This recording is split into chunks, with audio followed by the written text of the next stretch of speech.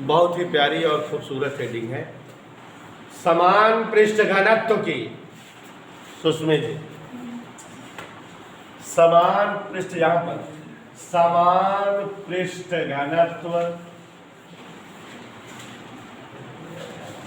की दो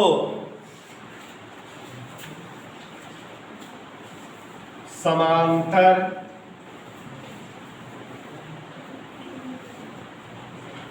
आवेशित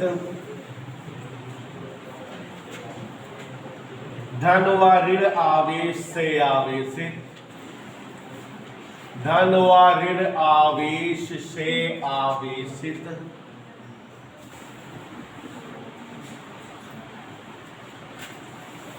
समतल चालक अचालक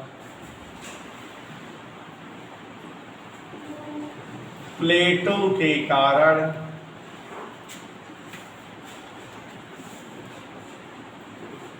उत्पन्न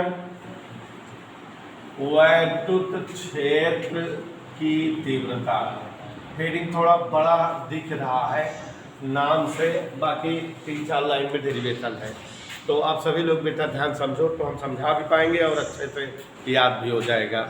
ध्यान दीजिएगा इधर, हेडिंग का नाम एक बार फिर से सुन रहे हैं आप लोग। समान पृष्ठ घनत्व की, मतलब पृष्ठ घनत्व बराबर बराबर हो। समान पृष्ठ घनत्व की दो समांतर, मतलब एक दूसरे के समांतर रखी जाए, समतल धन और ऋण आवेश से आवेशित, एक प्लेट धन आवेश से आवेशित तो एक प्लेट ऋण आवेश से आवेशित अचालक प्लेट। देखो बेटा इस चीज पर जोर दे रहे हैं हम अमिता बार बार कि चालक और अचालक शब्दों को क्लियर जानते रहो। चालक शब्द और अचालक, चालक मतलब अलग हो जाता है, अचालक का मतलब अलग।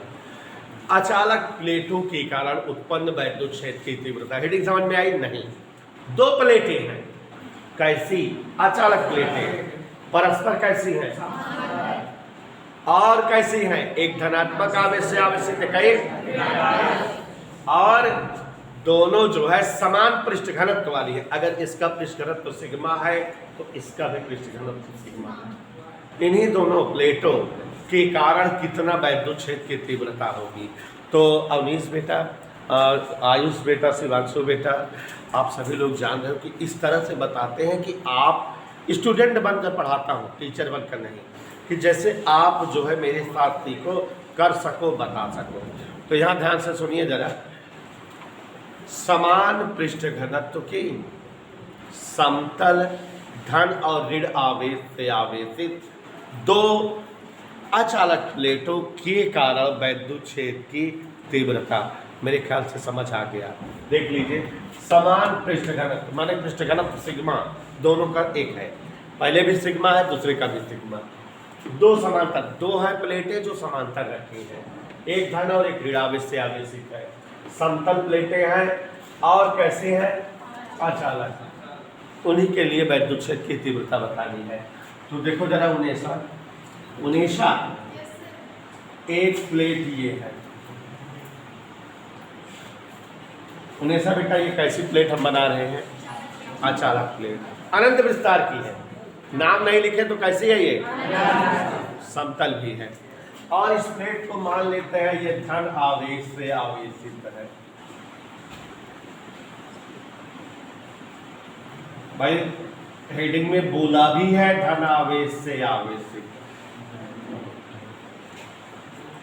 सुना बेटा, कोई दिक्कत? ये प्लेट धन आवेश से आवेशित है। अपने को एक प्लेट और लेना है, अनंत विस्तार की होगी। नाम नहीं लिख रहे हैं जिसका मतलब अनंत विस्तार की है। एक और प्लेट ले रहे हैं और ये कैसी है? तो अनंत विस्तार की धन और ऋण आवेश से आवेशित दो अचालक प्लेटें हैं जो परस्पर समांतर रखी हुई है। इन दोनों प्लेटों के कारण वैद्युत क्षेत्र की तीव्रता बतानी है। चित्र समझ में आ गया अंजलि जी? अनंत विस्तार की दो समतल परस्पर समांतर धन और ऋण आवेश से आवेशित अचालक प्लेटें हैं। यहाँ देखिए, माना अनंत विस्तार की परस्पर समांतर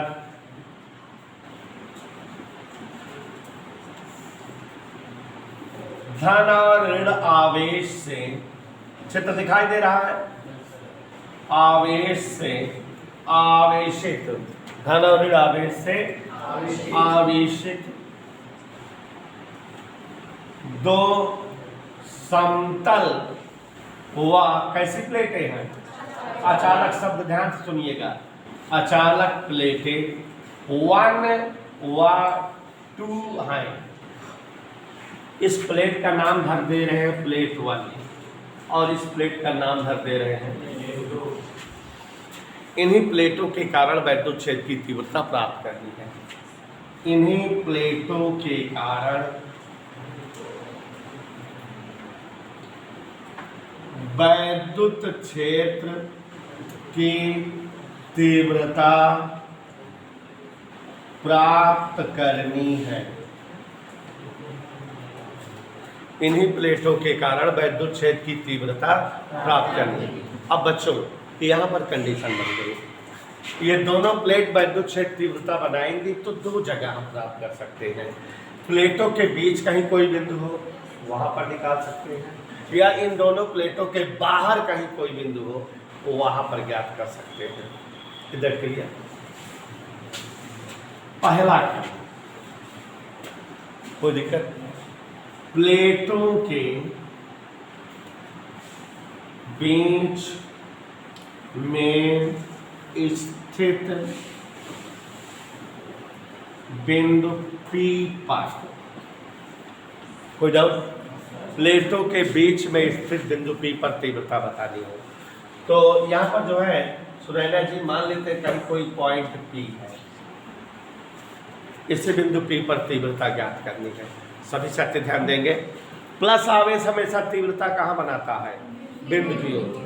तो यहाँ ये जो प्लस आवेश है इसके कारण बिंदु की ओर तीव्रता बनी, मान लेते हैं ये वेक्टर E1 पृष्ठ 1 के कारण। अगर ये भी प्लस होता तीव्रता इधर बनती, लेकिन ये क्या है? तो इसलिए तीव्रता किधर बनेगी? प्लेट की ओर। ठीक है, दोनों वेक्टर एक ही दिशा में होंगे, अलग अलग निकाल के जोड़ दे पर ज्यामिति तीव्रता आ जाएगी। इधर क्लियर? बात समझ में आई?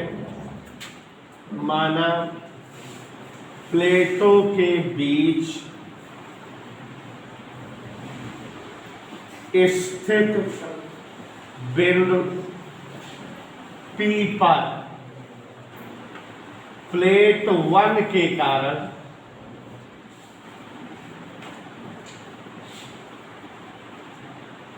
वैद्युत क्षेत्र तीव्रता क्या बन रही है?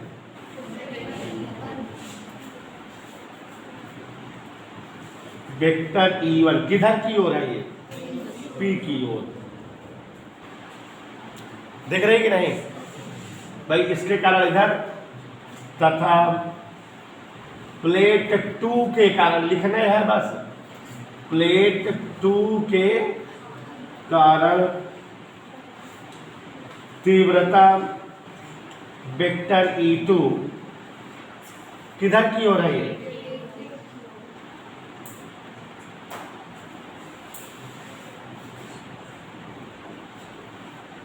समझ आया कि नहीं? अतः E1 बराबर, आपको पढ़ाए हुए हैं कि कोई अनंत विस्तार की समतल आवेशित अचालक प्लेट के कारण तीव्रता सिग्मा अपान 2 एप्सिलॉन नॉट, यही तो पढ़ाए हैं। तो ये प्लेट 1 के कारण बिंदु P पर, प्लेट के निकट बिंदु P पर उत्पन्न तीव्रता E1 बराबर सिग्मा अपान, और E2 बराबर यह भी सिग्मा अपान, क्योंकि दोनों प्लेटों का पृष्ठ घनत्व तो समान है। यहाँ लिख देना, प्लेटों का पृष्ठ घनत्व, प्लेटों का पृष्ठ घनत्व सिग्मा है। कोई दिक्कत? तो ये हुआ वेक्टर E1 और वेक्टर E2 कैसे हैं?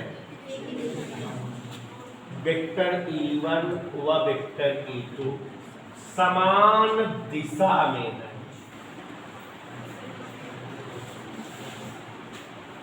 इसलिए परिणामी तीव्रता क्या होगी? इसलिए परिणामी तीव्रता वेक्टर E बराबर वेक्टर E1 प्लस, परिमाण ले लें अगर, E बराबर E1 प्लस E1 का मान, कल वाला डेरिवेशन याद आ रहा है, 2 सिग्मा अपान, तो ये आ गया E बराबर,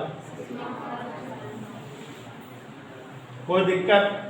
दोबारा तो नहीं समझाना पड़ेगा। अब अगर प्लेटों के बाहर कहीं कोई बिंदु Q हो, दूसरा पार्ट, प्लेटों के बाहर स्थित बिंदु Q पर तीव्रता ज्ञात करनी हो, प्लेटों के बाहर स्थित बिंदु Q पर तीव्रता ज्ञात करनी हो, प्लेटों के बाहर स्थित बिंदु Q पर तीव्रता। अब दोनों प्लेटों के बाहर बिंदु Q है, यहां पर तीव्रता बतानी है, प्लस आवेश है, इसके कारण तीव्रता मान लेते हैं वेक्टर E1 डैश है और बिंदु की ओर होगी।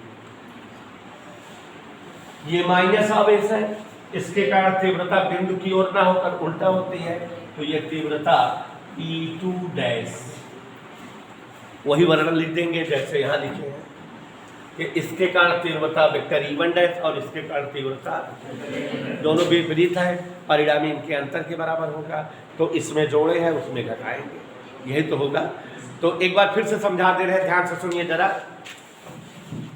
समान पृष्ठ घनत्व की समतल अनंत विस्तार वाली परस्पर समांतर धन और ऋण आवेश से आवेशित दो प्लेटों के बीच वैद्युत क्षेत्र तीव्रता, मान लेते हैं एक अनंत विस्तार की प्लेट 1 है और दूसरी अनंत विस्तार की अचालक प्लेट 2 है।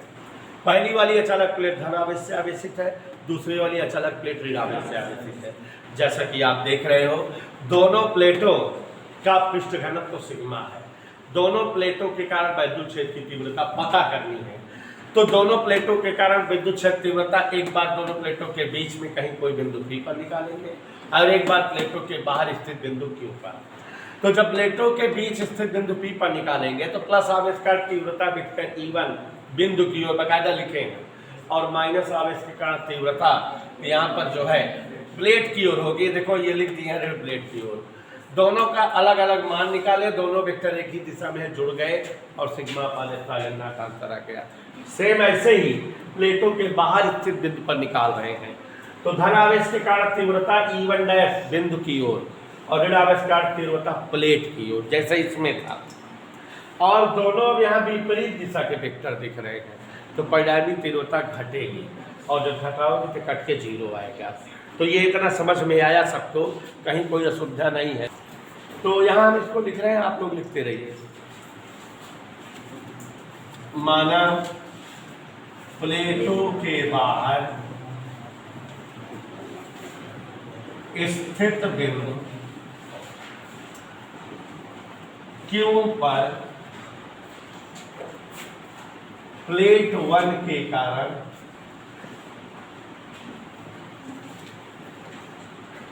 तीव्रता वेक्टर E1 डैश Q की ओर है। ये किधर की ओर है? Q की ओर। प्लेट 2 के कारण तीव्रता वेक्टर E2 डैश ऋण प्लेट की ओर है।